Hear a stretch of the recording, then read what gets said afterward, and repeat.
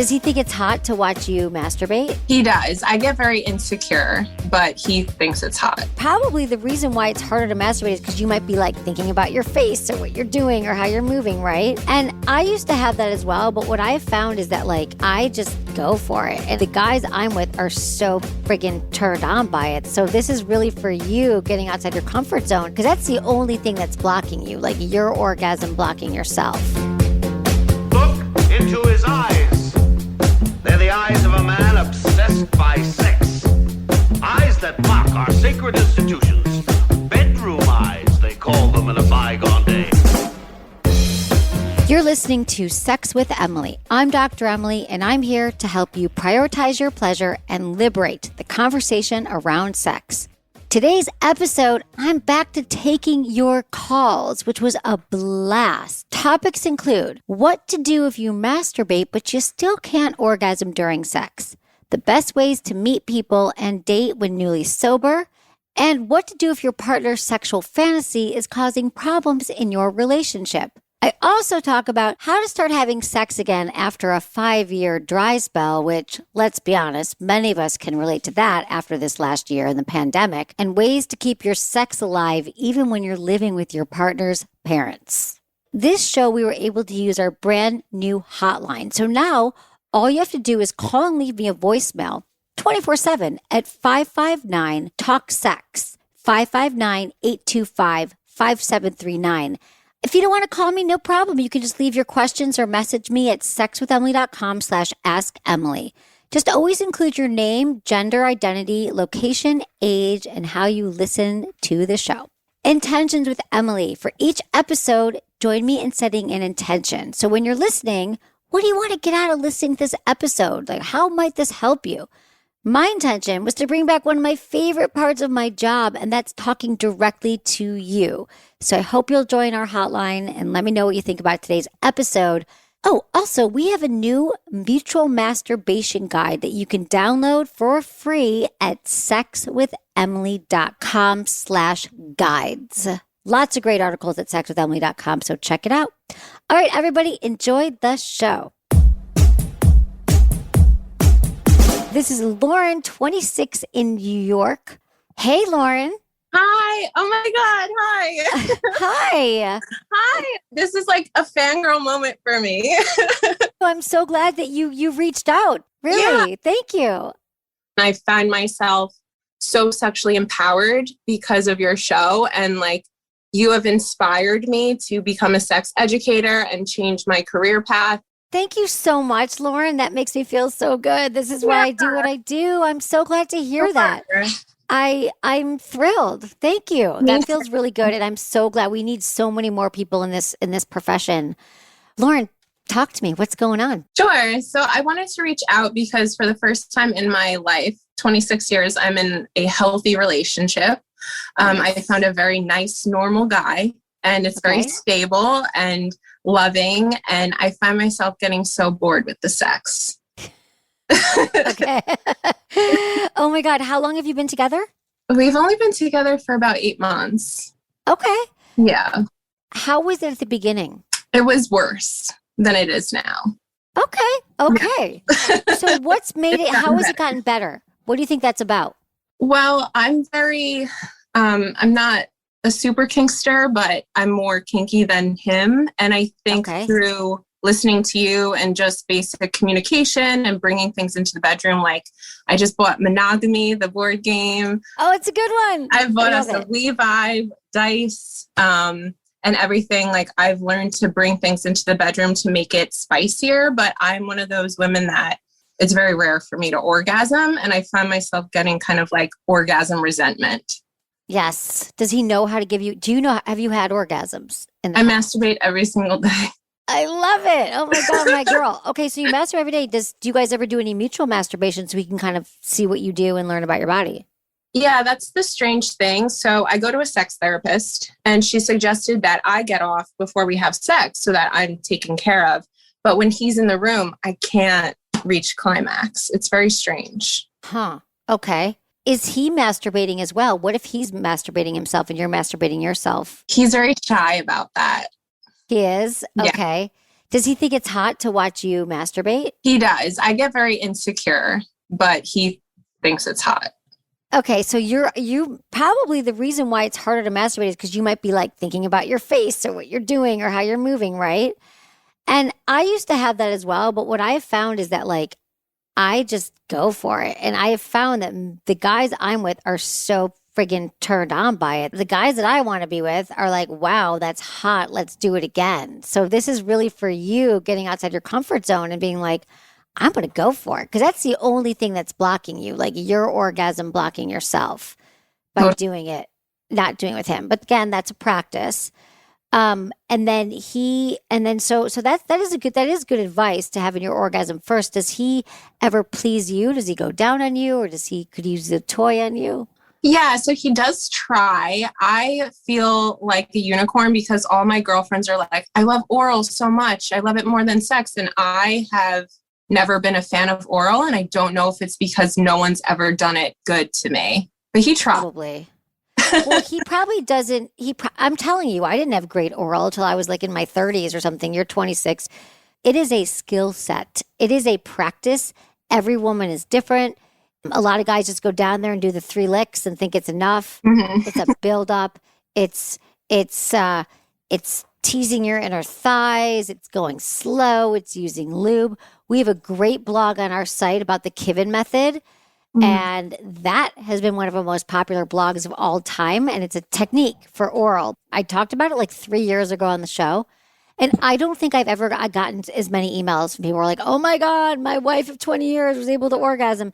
And essentially what it is you're lying on your back and your partner is going in kind of perpendicular. So instead of licking up and down, like head to toe, they're going like thigh to thigh. So if they're going thigh to thigh, you're covering more nerve endings. You're covering the labia, the outer labia, the inner labia, the clitoris. And that has just been a really cool practice that works for a lot. And that might give him and you some confidence.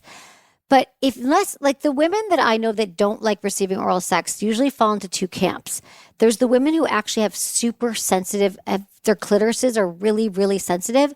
And I found that these women have multiple orgasms. I wish in my next life I come back as them, but they have multiple orgasms every time they have sex and it's sensitive to touch. And the other women I found just haven't had a great oral yet. They're like, still have some shame or someone shamed their labia once or said they smelled or something happened and they still are blocked around it. They don't know how to relax into the experience of oral. And that's just not on you. That's a partner who's like, hey, babe, I'm here. Lay back. We've got all night. I'm going to go down on you. I'm going to figure out your body. And that's also a learning curve. So finding a partner who's enthusiastically wants to learn to please you. So I think you're in the second camp of someone who just hasn't had it yet. I think most people don't know how to do it. Yeah. Yeah. So what do we do here? So I think part of it is you talking to him about it more. I'm just trying to think of, I also have your question here. Did we get to all of it? Because you're also saying I love that you're in sex therapy and you're in couples therapy. And you have a history of sexual trauma. So like, what is he open to it? I mean, he's going to therapy with you, which is amazing. He's open, but he's also very vanilla because I'm a bisexual woman and I want to be like a threesome. However, the caveat, I've brought this up to him and he said he would never feel comfortable doing it because he's super monogamous. And I find myself, when I fantasize, I think about him having sex with other women. That's kind of the thing that gets me off. Okay. I mean, you still have time in your life to explore. And it sounds like you're on a journey. You're in sex therapy. You're having these lively fantasies, which is great. Like having a healthy fantasy life is a huge part, you've heard me say this, of having a sexually healthy life. And so he's more vanilla. Now, listen, people are vanilla because they come from environments where sex was shamed. It wasn't open. He doesn't feel like it's okay. Maybe Me Too made him feel like I have to even be less aggressive towards women. I have no idea. But that's a choice. Like he could start to say, well, maybe I'm not that vanilla. Like maybe I just haven't experimented with enough. And maybe there's a way you can talk to him that's like, this is what I require. Would you be willing to step outside of your vanilla box for a moment and explore with me and open up? Because if he's like, nope, not for me, never going to do it, you're on a path. Lauren, you're on a journey and maybe he's just not the one who can get there. Not everyone can, but maybe he needs a little bit more. I don't know. Do you guys ever listen to the podcast together? We've never listened to it together, but I heard you say that actually on the show yesterday. And I was like, that's a great idea. I've never thought A lot of couples listen together and they have found that it's extremely helpful because you can listen, you're on a road trip or playing in the house, and they're like, oh, wait, what do you think about that? Because then you don't have to bring up the conversation. Then you see what they say and just listen. Like if he says, I'm vanilla, I don't want to do it, or threesomes, like, tell me more about that. Oh, I'm just monogamous. I mean, I get that, but you're also saying, I mean, I guess it's not monogamy having a threesome, but like this is something that could be really hot to you and why. Sometimes he needs more information, like why you think it would be sexy and what he would get from it. Like, again, it's just giving them more information to get out of the place that they've been. He just may need to understand what you're actually asking for. Like, is he your guy? Do you think he's the one you want to be with? Yeah, I can picture a future with him. He's so sweet, but the only issue is I'm very feminine and he's also very feminine. And I love like a manly man. Like I love being dominated, and he's very sweet, but in the bedroom, it's not the biggest turn on. Yeah. I mean, if he's interested in learning, he could also go to a sex therapist who could teach him how to be more dominant and aggressive. But he has to be willing to do that because that's not going to change very much. So maybe, I mean, I'm telling you, I love that you got out of all these toxic relationships because you won't be attracted to those guys anymore, just so you know. Yeah. And there are nice guys that can also dominate you in the bedroom. So it's not either or. So I think you got to put some work in this relationship and see if he could come around for you and kind of get what you mean and try. Or if he's just like, nope, this is who I am, take it or leave it, then you might have your answer.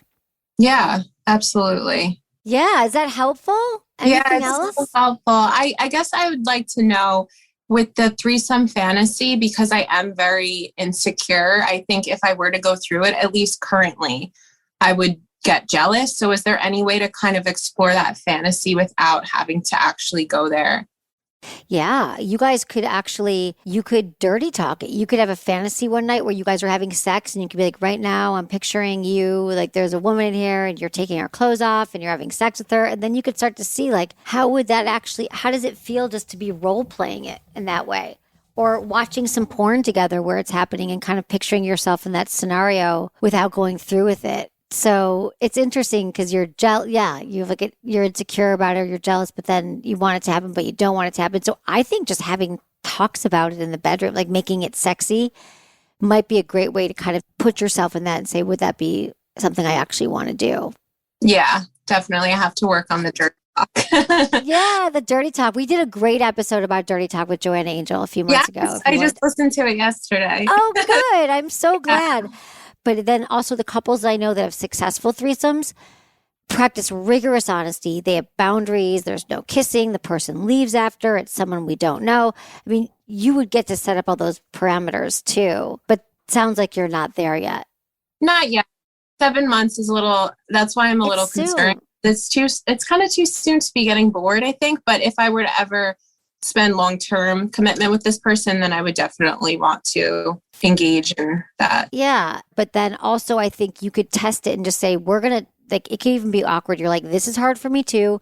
I've never been in a relationship where I actually have worked on sex this much, but this is my goal. So then you use it as like, you could learn together. Maybe he's your guy, maybe he's not. But again, you're learning these skill sets that will help you for a lifetime of lovers. It'll help you move through stuff and see like, oh, that wasn't so bad. We talked about it. We moved past it. So I would say as long as you're in the relationship, go past your own fears, I think, about conversations and just see, because it's never as bad as we think. And then we learn like, oh, that wasn't so bad. Or we actually found out where we can come together and where things do work. Yeah, definitely. Yeah. Okay, cool. Thank you. Thank you for calling in. I appreciate it. Oh, you too. Good luck. Stay in touch. Yes. Bye. Bye. All right, we're going to take a quick break, but stick around. I'm talking to Rose, who's been exploring her boyfriend's cuckolding fantasy.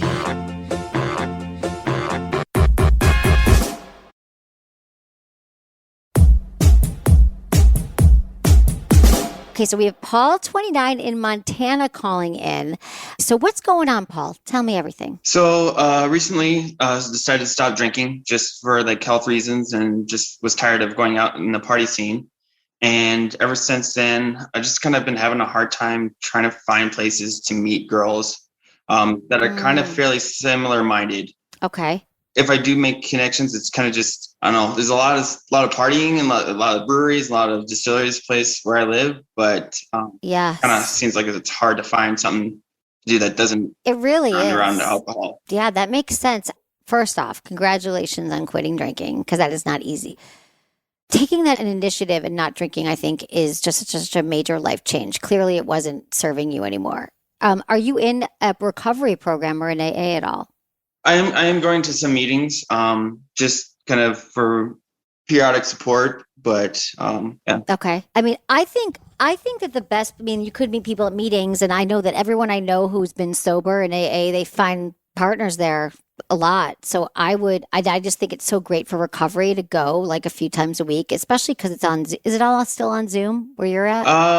They're holding a few meetings in person, but mostly it's still on Zoom. Yeah. I would try going to those meetings because I can just tell you that it's very, very helpful for people to meet like-minded people, and not just for dating. I mean, you will meet people to date, but I know that I have some friends who got sober about 10 years ago, two of my best girlfriends, and I used to just go with them to meetings because I found AA fascinating and I think everyone can get something out of it. But two of them are married now to like guys they met in AA, but it didn't come from that. They did a lot of like game nights, and they did a lot of going to movies and watching movies together. And it just became a really great community of people. And so I would recommend like fully going into that community and finding people, because again, even if you make some great guy friends, they're in the same boat you are. And so they have found places to meet people. Okay, so tell me what you've done so far. Do you ever date online? Yeah, I've tried a few of the dating apps and unfortunately haven't had really any luck with those either. So, and then I guess now that it's summertime, just plan on being outdoors, hanging out with friends and all that stuff. But, Yeah. I mean, meeting people, the good news is everyone's going to be so excited to be out this year, right? And I feel like I've always met people. I don't really do the dating apps just because I'm not great with texting and I forget to get back to people. But how I've mostly met people is through friends, going to parties, saying yes. Like, people invite you to things. You're like, do I want to go to that? I just say yes to things. I went through a summer where I was like, I'm just going to say yes to random things that came up on Facebook, things that came into my inbox. And I was like, I don't even know this person. I would show up because usually that's how we meet people, through friends of friends. And so I would just make an effort to just say yes to barbecues, to events, and also do something that you like. Maybe there's a hiking club or a cooking club or a reading club. I don't know what you're into, Paul, but going to meetups. Because when you're in your element and you're doing something that you already really like doing, you're going to just start striking up conversations with people rather than going to a bar where people are drunk. I would say it's also a confidence thing, meaning confidence comes by being our more authentic selves. How do we get to be our more authentic selves? We practice. We practice being ourselves wherever we go. So whether you're waiting in line for coffee or you're at a party, and even if you're not attracted to someone, just start talking to them. Just start, hey, how's your day going? Like, what brings you to the party? Or who do you know here? And you just start talking. That's how some of the best relationships happen. And then you have more confidence because you're like, oh, I'm being Paul, 100% talking to these people. Because you're like, being myself has allowed me to connect to people. Because you probably already have had to switch up day-to-day activities, right? Like you're no longer going to the bar. You know what I mean? Yeah. So have you found yourself going to places that are a little bit different right now? Not quite. I guess another big issue has just been spending a lot of time at home, kind of just hanging out with the roommates, just because not really like kind of, if I'm thinking of things I used to do on my own or just kind of spare the moment, it used to be, I'd just go down to the bar and have a few drinks or go to a brewery. But now it's just kind of still a little bit tricky for me to come up with ideas of like spare the moment. It's like, oh, I'm just going to go do that and just be able to like be fine with hanging out by myself for however long. And well, that's also practice. You're going through a lot of changes too. I mean, it's been a year, you said? It's probably been since the start of this year that I stopped drinking. Okay. So yeah, I mean, I would just kind of focus more on what kind of activities can fill the space of all the drinking I was doing, whether it's joining a gym, working out, asking your friends to fix you up too. Like do you know anybody who might be interested or interesting? it's kind of like a job. I mean, when you're looking for a job, you let everybody know that you're looking for a job. And then when you're single, you let people know you're single. That's happened to me a lot. I've said, well, they're like, are you dating? I'm like, I'm single. And then they're like, I might have someone for you. And then like a few months later, a week later, they're like, how about this person? Your friends want you to find someone and be happy as well. And so just kind of flipping your mindset that they're out there. Not every girl wants to get wasted every night and go to the bar. I promise you. I'm so not into guys like that. That's not my jam. You'll find them, again, doing the things you like, letting people know you're single, and saying yes to a lot of different events that you wouldn't normally go to. That's my advice for you, Paul. What do you think? That sounds good. Okay. Helpful? Yes. All right. Well, thank you for calling in, Paul. Thank you for having me. I appreciate it. Keep me posted and let me know how it goes. Okay. Because I'm here for you. Okay. Bye, Paul. So our caller now is Rose, 24 from Idaho. Rose, tell me what's going on. So I have been with my boyfriend for about 2 years. And for about a year and a half of that, we've been kind of experimenting with this fetish of his, which is he kind of likes me to go and be with other people and then tell him about it. Or recently he's been wanting me to do other things like make videos and send those to him. And then it kind of spices up our relationship later on. But it's gotten to a point where I'm like kind of confused as to what we do now, because like a lot of the times it's fine and we have a good time with everything. But lately he's been having this thing where if I do anything, he instantly regrets asking me to do anything as soon as I do it. Okay. Or he'll ask me to do it when he's in the mood. And then once he's not in the mood, then he feels really bad about himself and he feels really bad about asking me to do anything. So I don't want to hurt him. So I'm like really confused as to what do I do? Oh my God. It sounds like he's a lot of shame around it. Yeah, so exactly. On the one hand, he's into it. And then he's like, oh my God, I feel horrible. So how do you like this part of the relationship? How do you like being with other people and telling? Is that something that turned you on? It did. At first, it was really fun for me, and I really liked it until it started getting to be like a chore. Because at first, it was just me doing it and having my own thing, and he would just want to hear about it. And then it became he wanted to see it, and then he wanted to like read my messages, and then he was getting hurt by the things that was going on. It's like the lines were kind of crossed, and I didn't really know what was okay and what wasn't okay. And I tried to be really open about it, but I just don't know how to navigate the waters anymore. Yeah. Well, he probably doesn't know either. I mean, I think that's great that he was able to speak up about his fetish or his fantasy. I think that is really, really brave. And he's probably also confused by it. Like I said, shame. How would your sex life be if you stopped doing that altogether and you just worked on the connection between the two of you? See, that's what we've been trying to do for the last few months now. We haven't had that open quality to our relationship anymore. And he has been the one to branch that off and say, okay, I want to focus on us, which it's been nice. But at the same time, now all we do is do the mutual masturbation thing. And I'm like, okay, I need something more fulfilling because I want the real sexual part to happen. Yeah. So tell me why you're not having, so how come, why no penetration? Well, we do end up getting there sometimes, but most of the time it seems like we're focused on like him getting off and having his thing and then me just kind of going along with it. So I don't know. Maybe he doesn't know, like, is it harder for him to have an orgasm? Yeah, it takes him a little bit of time. So he might and be he has to get a lot of buildup. So which is why he liked me to do that other thing, because it was creating such like a buildup in his mind before we would do anything. Oh.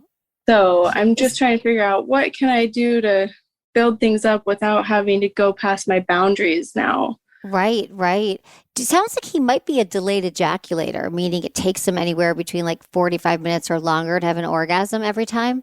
Yeah, that sounds right. Yeah. And that can be a really frustrating thing for so many penis owners because they're just like, it takes forever. It's a pain. And there's a lot of different causes. It's actually something that it's very unclear what could cause it. It could be the way he masturbates. Maybe he holds his penises in a certain way that he just can't get that same kind of friction. Maybe he's watching a lot of porn. Maybe something happened when he was younger. Maybe he's on some kind of medication or drinking a lot. But usually it's something that for men it just sort of, it can be a tricky one to kind of figure out what it is. Maybe doing some anal play with him, like would help him ejaculate, like if he'd be interested in being penetrated or playing with his prostate or anything. So there are other workarounds, but it sounds like you guys are both like trying to figure it out together. And I want to make sure that you're getting your needs met as well.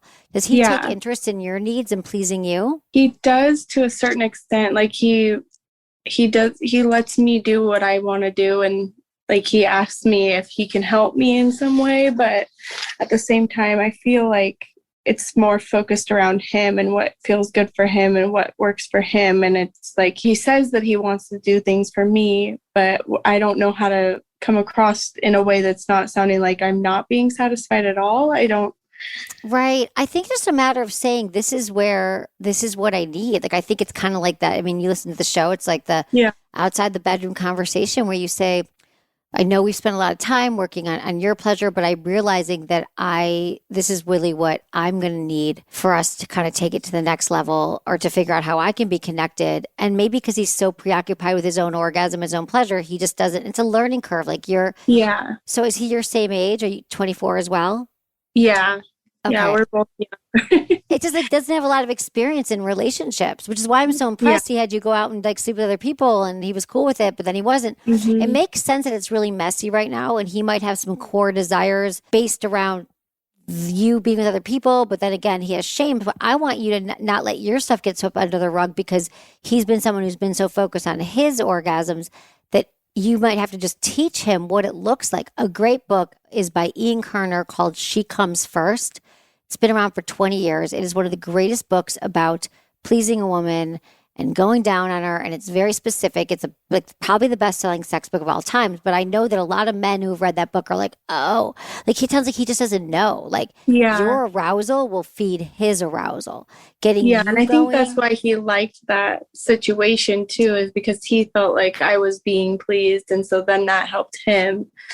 And he thought we were kind of working it around all the ways. And I thought, yeah, that's great too. But then it started to be a challenge. So, right. So now you guys have to kind of like rebuild and have healthy conversations about what works for you. Because you're a loving girlfriend. You're like, yeah, I'll try it out. But now it's like, what do you want exactly? And what does it look like?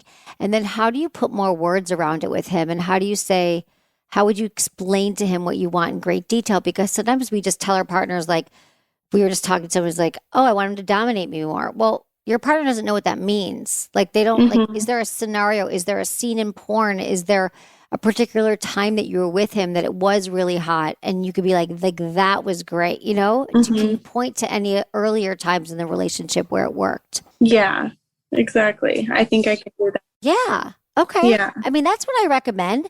And then like keeping the conversation going and like not giving up on what your needs are. I mean, there also is the possibility that he's just like, I'm not interested in it. I just want to keep figuring out my own stuff. But I think if you really say like for the next few months, I'm going to focus, like, let's focus on my orgasm and my pleasure, and you'll still get yours. And if he's on board with learning, because again, you haven't had as much experience because you're 24 and you're still figuring it out. So I would just be really open, be really honest, and it'll be such great practice for you, because whatever happens in this relationship, whether you stay with him or not, you're gonna have practice in communication, Rose, and you're gonna learn what you need and how to communicate. That is a skill set that took me years to figure out how to do it. That's why I'm like teaching everyone and why I do this. So I think that you just seem like you've done a lot for him, and now it's time for you to get yours, whatever that looks like. Yeah. Well, thank you. I appreciate your help, and I love your show.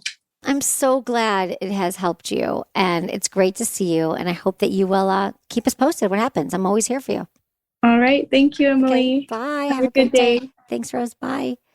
After the break, I talked to Danny, who needs help figuring out how to turn up the heat while she and her boyfriend are living at his parents' house. So don't go away.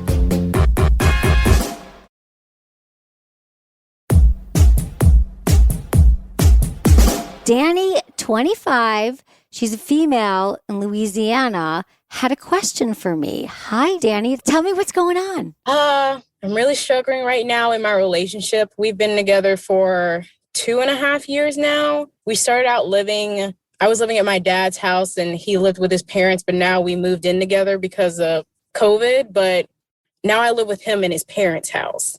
Ooh. And how long is that going to be going on for? About a year and a half now. So. Oh, wow. Yeah, we haven't had sex in 7 months. Because you're in a full house. Yeah. Like, what are you going to do? Are there ever times where the parents aren't home? Recently, they were gone for 3 days, but they sent over his sister's boyfriend to check on her cat. So we thought it was a last minute thing too. It was left in the note. It was like, oh, one last thing. He's coming over. So you're like, we've got the cat. We can take care of the cat. Yeah. Jeez. Okay. So is there a reason you're staying with the parents? Is it more like just financial, getting your own place right now isn't the easiest thing? For personal things, I'm not really able to stay with my dad right now. Okay. Yeah. Okay. And got it. Financially, I had a job and then he didn't have a job. We were just out of college. And then I left my job and then he got a job. So our plans to move out there's just a wrench getting thrown in our plans. Oh my God. Okay. So what you're asking is, how do we keep our sex life alive when living with parents? Yeah. Okay. Here's just a few things I'm going to throw out. Sex in the shower. Could you guys take a shower together? That's actually funny because that's where we've had our best sex, there in the bathroom or in the shower. Oh, perfect. You can bring some toys in. You can play some music. I mean, that's just seems to be like where you could do it. And hopefully maybe the parents are out. Do they ever go out, or do they work, or are they home? Oh, no. They're usually at the house. One of the other is there. Okay. You could also have sex off of the bed, because the bed makes a lot of noise. And so you could throw some cushions down on the floor. I mean, do you have a lock in your room? Yes. Okay. So you could create a little atmosphere, so you're not getting the creaking sound and you're on the floor. Do his parents know that you guys are sexual? Like, do you think that, not that you want them to hear you, but that you might need alone time? Are they compassionate towards that? Do they understand?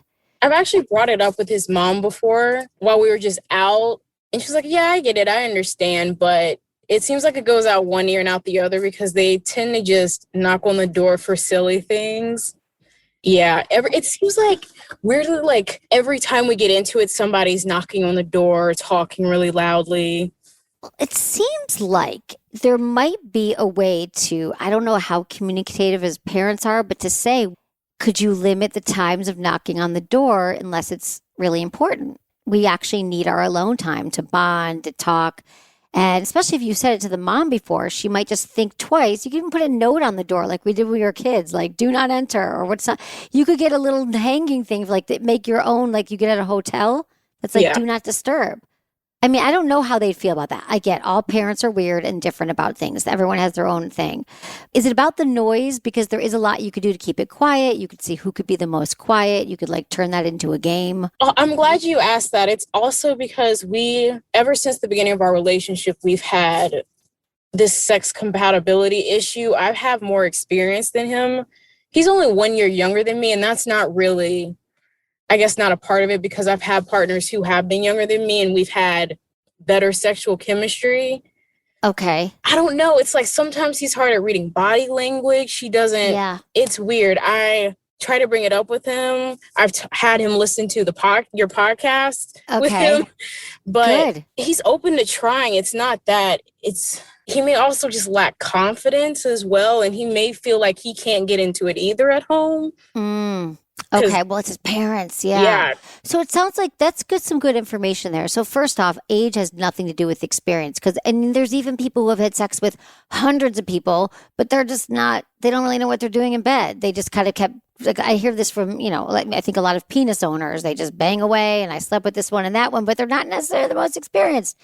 So what if you guys focused on foreplay? Like, does he know how to please you? What if you build up and you're like, let's take penetration off the table because it's already off the table. But what if you go back to the beginning when you were just making out, when maybe one night he gives you a sensual massage and then you give him a massage, or you download our yes, no, maybe list. Have you done that yet on our website?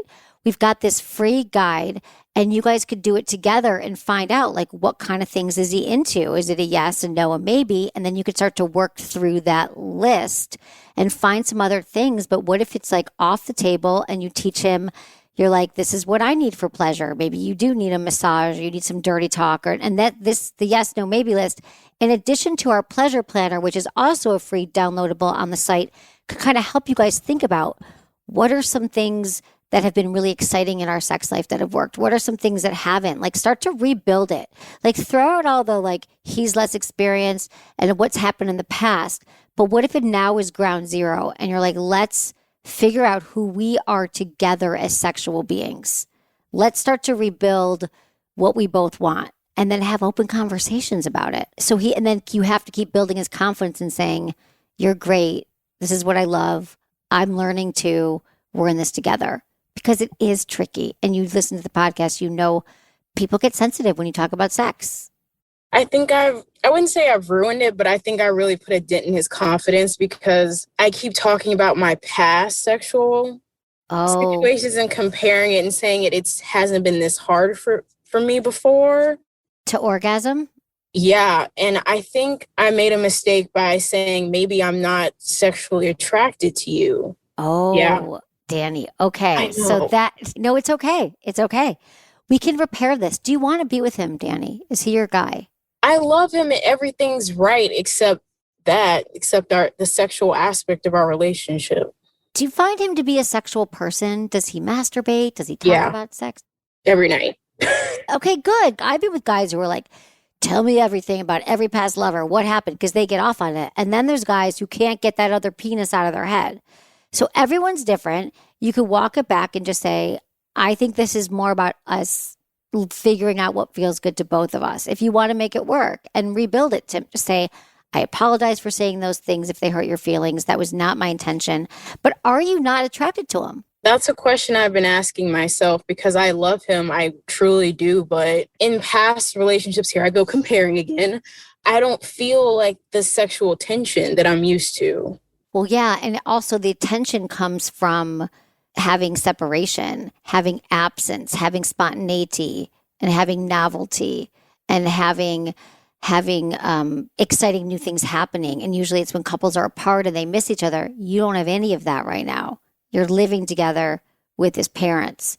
There's no obstacle for you getting together. There's no way to build the tension. So that's why if you start to really engage in like a sexual bucket list together and what we're going to try tonight, we're going to lock the door and we're going to just do some touching where I'm touching and you're telling me what feels good to you. Take the penetration off the table. Like, what kind of touch feels good? And then you just start to connect again sexually. But is there any way, Rick, maybe if you even went away for a week, or is there anywhere to go? It's hard. It's hard to keep that connection going when you're on top of each other. What was your attraction level like before you moved in with the parents? What was your, like, the building and the arousal? Were you attracted to him more so? This shouldn't be a hard question, but I've been thinking about this more and more, and I wonder if I ever was sexually attracted to him, or more so just wrapped up in the novelty of, I don't know, because I've wondered if we're better off as friends because we get along so well. Yeah. I mean, you're young too. Maybe that's it. I mean, I could give you all the ideas, like mapping out 2 hours, that are just for you, and you could have sex in the car, and I could give you all these things, but this is a bigger issue. Like, I'm wondering, is there any world where you could move out and see what happens? Could you find another place to live? That's another issue because I'm looking for a job right now and I can't move back in with my dad. And he said he would be okay with us not being together, but me living with him until I find a new job. But I don't know how. That's a lot to ask of someone, especially if we're living in the same room together. Right. Yeah. I think you could, in the meantime, looking for the job, because you can make it happen. I know you can. You could just say, well, as long as I'm here, because I always think of every relationship as kind of as a practice. Yeah. That's why I always say, take every date, like go out with someone, go out with them twice, learn about yourself. So you could start to practice vocalizing what you need. You have nothing to lose at this point. Like, and this is what I might need. And this is what is attractive to me. And maybe there's certain ways he could build the tension by, I don't know what, talking dirty to you, maybe taking initiative in places where he hasn't before. But it sounds like you might just need a separation, because I don't know how much these things change. And it sounds like you might know. So I hope this is helpful, Danny. It really is.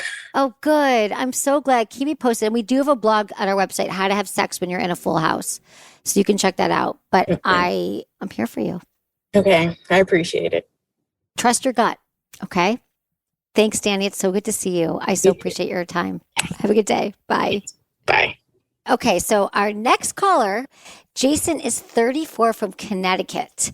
Jason, thank you so much for your question. So tell me what's going on. So, I'll just put it out there.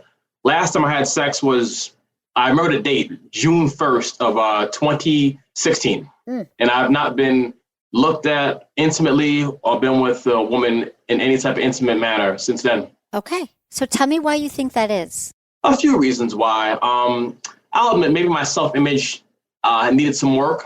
Maybe certain cues in social situations I wasn't picking up on. I'm not good at playing games with people or playing the online game. I don't like the Tinder game or the OkCupid game, whatever those games are. I don't know. I'm just pretty straight up and real and honest. I'm a person of integrity and honor. And if you're not a person of integrity and honor, I'm going to rub you the wrong way. It is what it is. Mm-hmm. Maybe I don't know all the trendy hip things, but I feel I'm a good person at heart. Yeah, you seem like a good person. So did something happen 5 years ago? Was it like a bad ending or did something? I think what it was is just that with that person in particular, her and I should not have been together. As far as sex was concerned, we were good at that, but it was a really short relationship, only like a few months, and we had our personalities were on different extremes of the spectrum. She was a music therapist, and I'm a mechanical engineer. Your brain's like I don't even know, right? So have you been in relationships before, longer term relationships? I really have not. Even in my 20s, any type of sexual interactions were very sporadic. Okay. And I believe a big part of that was because just too mature for my age brackets. And when you don't operate to the rules of what the ecology tells you as normal, whether it be don't call to after the third day, or you have to say this and this to sound cool or whatever. It makes things very difficult. Well, yeah, I hear what you're saying, and I'm not for the rules either. But when you're interacting with a woman, how much do you have practice in being like open and communicative with women about what's going on with you or your feelings or emotions? Like, do you think you present as a sexual person who is interested in women and make them feel sexy, or do you let them know that you're interested, or what's it like? There's never been a woman who I try to get her number or try to interact with that it wasn't obvious that I was feeling her physical body, her physical energy. It was very obvious. I'm not a dog grabbing her up and stuff like that. Barely know the person, very obvious from the conversation, the body language or the energy I'm putting out. Somehow, some way, after a first date or maybe a second date or there's a misstep or a gap or a blockage of some sort where I feel like I'm able to have a normal conversation with someone, but somehow there might have been certain gaps or something gets stifled, some energy gets stifled somewhere or whatever. Do you feel relaxed when you're on a date? Do you feel like you can be at ease and have I was just thinking about your brain being a mechanical engineer. And I know that like there's people with so many different ways of dealing. Like you're very logical, you're very practical, you're linear. And sometimes like you're dating like, let's say, a music therapist, and they're much more maybe in their body and into their feelings. And so maybe there's a little bit of like softening or listening you could do and try to get out of your head. Have you ever done any mindfulness work or been in a place where you felt connected to women? Do you have good women friends? Do you have women in your life? Yes. In my 20s, I had very few women friends because I wanted to have sex with everyone. But like exactly. Over the past 3-4 years, I've developed a lot of very close, real female friends who they're just so perfect, but they're always taken. Oh, okay. But do you ever talk to them about it and say, what do you think it is? It seems like a lot of women tell me that a combination of maybe your self-image might not have been the best, okay, or maybe you're overthinking the situation, or maybe you are just not. Thing is, maybe that it's okay that you're at this place in life, but you just haven't met the woman who you can connect with. Yeah, overthinking. Yep, overthinking, confidence. That's a lifelong journey. Try to be the most confident in ourselves, and it's a practice. How are you meeting people now? You said you're kind of on the apps, but you're not connecting. I recently actually deleted Hinge and I deleted Hinge and Tinder. Past 5 months, I had one date, and that went nowhere. What could you do right now that's a little bit different? How could we flip your mindset that like there really is nothing, there's nothing wrong with you. You seem like a lovely guy. Thank you. And I don't want you to sabotage. I don't want you to go to the past. You've done all these things. I mean, life is like we're constantly learning these lessons and maybe even being real with someone when you meet them and say, I don't know. Sometimes I'm weird at reading cues. Like, I feel like you're saying you want to go out again. Is that true? Like breaking the third wall of like being real. Like sometimes I'm not clear on it. So this is a date. I find you attractive. I'd love to go out. I feel like we have a great connection. Does that, you know what I mean? Like, that's so not game playing. That's so real to be like, I want to make sure that this is something like, are you getting that I'd like to go out with you, and showing more of yourself, like your playful side, asking more questions. How are you in conversations with people too? I've gotten better actually over the past couple of years, and even the past year or so, I've gotten a lot better with communicating and talking to people and following like Dale Carnegie people skill book type stuff. Good. And Les Giblin type stuff. You know, I read a lot of those books. They're great. Helped me out tremendously. Good. Because that's a skill set too. How to be a good listener and not be thinking of what we want to say next. Because listening isn't just about hearing. It's like asking questions back, taking an interest. We all love having questions asked about ourselves. We all want to know that we're with someone who's listened or read our dating profile and is just, you know, an interesting and interested person. I think interested is even better than interesting. And so you might want to kind of look at some of that, your interactions, and maybe asking some of your girlfriends about it. But I really think that maybe there's a little bit of overthinking, like what's wrong with me? What's wrong with me? Trying to fix it. And dating is also a numbers game. So getting yourself out there more. And there's a great episode we did with Logan Ury. It's called How Not to Die Alone, which sounds depressing, but it's not. And she actually, for the first time, you might like this, she looked at behavioral science and dating. She looked at all the ways that we can kind of sabotage our dating, how most of us are not good daters, and the way she kind of flips our mindset about how we think about dating. And I thought there were some really practical tools in her book and in that episode that might be helpful for you. I don't think that there's anything wrong with you. I think it's a practice and leaning into who you are and showing, you know, when you're hanging with your best friends and you're totally yourself and you're like the most Jason version of yourself. How do you bring that into a relationship where you're meeting somebody and do you get nervous around women sometimes? Do you ever meet them and you're like, is this a thing? Actually, silly story has happened the other day where I kind of botched up a potential number I could have got actually. Okay. I was at Target and I saw a woman with a very nice dress and a very round ass. And I was like, I need to find a reason to talk to her. I need to do something. I kind of walked back by the aisle, acting like I had to go that way anyway. I didn't have to. And I said, hey, that's a very nice dress you have. What kind of birds are those in there? She's like, oh, those are pecans. I was like, pecan or whatever. I thought, oh, those aren't penguins? And like, we had like a couple of words back and forth, but for some reason I kind of stopped talking and then the conversation ended. Then ironically, I was behind her online. Oh. I just couldn't muster up something intelligent to say to bring the conversation back again. And I saw her as I'm leaving. I was like, have a good day. She's like, you too. And I was like, she wanted to talk to me. She was talking to me a little bit. And you just got, okay, so this is the thing. It's the overthinking. It's the being in your head. It's just saying, this might sound weird to you, but can I get your number? You know what to say because you've done it in the past, but we've all had those instances of we're like, God damn it, why didn't I get the number? But you did all the right things there. You did. So now it's just like in the moment, maybe you were focus on something else, see something else on your mind, but that's what it is. Let me tell you this. There's no perfect pickup lines. There's not even like you could fumble through it. But if you're making eye contact with someone and you're real, you're like, this might sound weird. I'm actually a little nervous right now, but I want to ask for your number because I find you really interesting. I do think it's a practice, and the more you're going to get rejected a lot. People say no. But the more you do that, you will get more comfortable with it. And you'll just I would just start practicing doing it, like talking to people that you even aren't attracted to. Not asking for their numbers, but just practice having conversations with people and listening. And I think that's really going to help you as well. Like when you go out, talk to a dude, talk to a woman, Thank you. I mean, this is so refreshing for me because it really puts my mind at ease right now. Because now I feel like I have a better plan of attack for when I'm next at Target and I meet the next person, the nice sundress. You got nothing to lose. And you have a great smile. Just smile and be yourself. That's adorable. Really, right there. You got it. You got it, Jason. Will you keep me posted and let me know how it goes? Yeah, sure. Definitely. Thank you, Jason. I'm glad this helped. Thank you. Yeah, it was great to see you. You got this. That's it for today's episode. Thanks for listening to Sex with Emily. Be sure to like, subscribe, and give us a review wherever you listen to podcasts, and share this with a friend or a partner.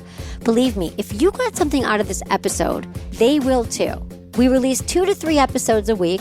Find me at Instagram, YouTube, Facebook, and Twitter. It's all at Sex with Emily.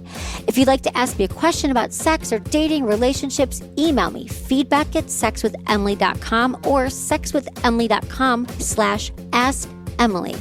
And check out my website. We have so many great articles diving deep into topics like how do I have multiple orgasms? How do I last longer in bed? How do I stop thinking about my ex? What sex toy should I try? And so much more. Sign up for weekly emails. I've been told I give really good emails. I do. Was it good for you? Email me feedback@sexwithemily.com.